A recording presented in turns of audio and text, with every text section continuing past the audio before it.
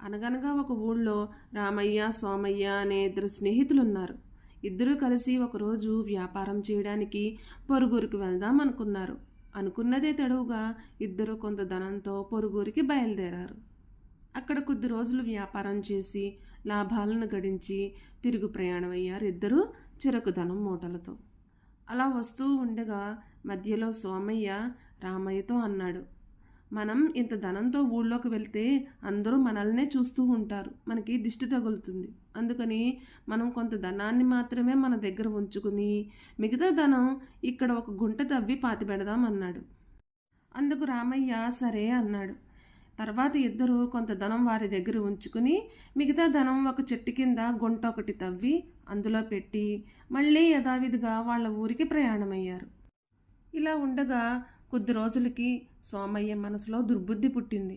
ఒకరోజు రాత్రి సమయంలో ధనం దాచిపెట్టిన ప్రదేశానికి వెళ్ళి అక్కడ ఉన్న ధనాన్ని దొంగతనం చేశాడు. కొద్ది రోజులు గడిచిన తర్వాత రామయ్య సోమయ్య ఇంటికి వెళ్ళి ఇలా అన్నాడు, మిత్రమా, నాకు కొంత ధనం అవసరం వచ్చింది. మనం పట్నం నుండి తిరిగి వస్తూ ఉండగా మధ్యలో దాచిపెట్టిన ధనం గురించి నీతో మాట్లాడదామని వచ్చాను. మనం ఈరోజు అక్కడికి వెళ్ళి కొంత ధనం తీసుకుందాము అని అన్నాడు. అందుకు సోమయ్య సరే అన్నాడు అమాయకుడిలా నటిస్తూ. ఆ రోజు రాత్రి ఇద్దరూ చెట్టు కింద ధనం దాచిపెట్టిన ప్రదేశానికి వెళ్ళారు. అక్కడ తవ్వి చూస్తే ధనం లేదు. రామయ్య ఆశ్చర్యపోయాడు. సోమయ్య కూడా ఏమీ తెలియనట్లు నటించాడు. తర్వాత సోమయ్య ఇలా అన్నాడు, నువ్వే ఇక్కడ ఉన్న ధనాన్ని దొంగిలించి ఏమీ ఎరిగినట్లు అమాయకుడిలా నటిస్తూ నా దగ్గరికి వచ్చి ధనం అవసరం వచ్చిందని అబద్ధం చెప్పావు. ఎంత మోసం అంటూ అక్కడి నుండి గబగబా వెళ్ళిపోయాడు సోమయ్య. రామయ్యకి ఏమీ అర్థం కాలేదు. ఇక్కడ ధనాన్ని దాచిపెట్టామన్న విషయం మా ఇద్దరికీ తప్ప ఇంకెవ్వరికీ తెలియదు.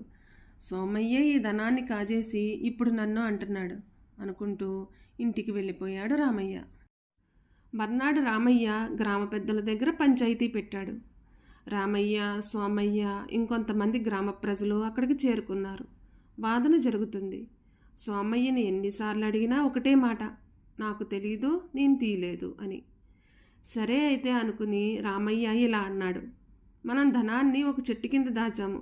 మనం ధనాన్ని దాచామన్న సంగతి నీకు, నాకు, ఇంకా ఆ చెట్టుకి తప్ప మరెవ్వరికీ తెలియదు. కాబట్టి ఆ చెట్టునే సాక్ష్యం అడుగుదాం అని అన్నాడు.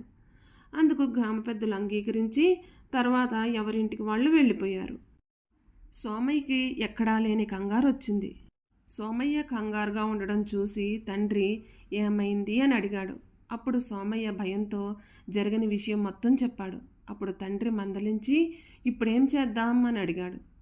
సోమయ్య ఉపాయం ఆలోచించి ఇలా అన్నాడు, నాన్న, నువ్వు రేపు ఆ చెట్టు త్వరలో దాక్కుని ఉండు. అక్కడి వాళ్ళు అడిగినప్పుడు రామయ్యే దొంగతనం చేశాడు అని చెప్పు అని అన్నాడు.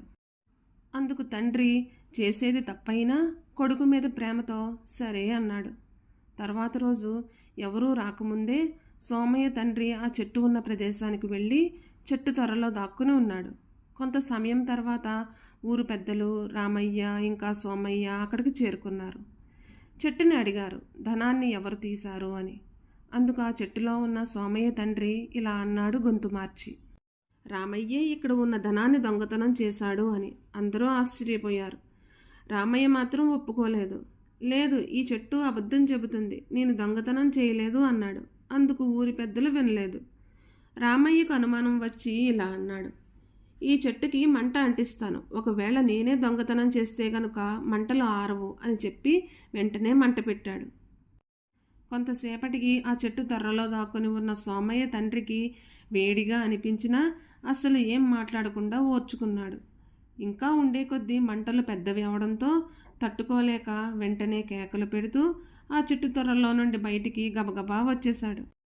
చెట్టు త్వరలో నుండి కేకలు పెడుతూ వచ్చిన సోమయ్య తండ్రిని చూసి గ్రామ పెద్దలు ఇంకా అక్కడ ఉన్న వారంతా ఆశ్చర్యపోయారు. వెంటనే సోమయ్య వాళ్ళ కాళ్ళ మీద పడ్డాడు. తనే దొంగతనం చేశాను అని ఒప్పుకున్నాడు. రామయ్యని క్షమించమని అడిగాడు. పెద్దలు సోమయ్యే దొంగతనం చేశాడని తీర్పు ఇచ్చారు. ఈ విధంగా రామయ్య తను చేయని తప్పు నుండి బయటపడి అక్కడి వారి మన్ననలను పొందాడు. స్నేహితుడైనటువంటి సోమయ్యను క్షమించి అక్కడి నుండి వెళ్ళిపోయాడు రామయ్య.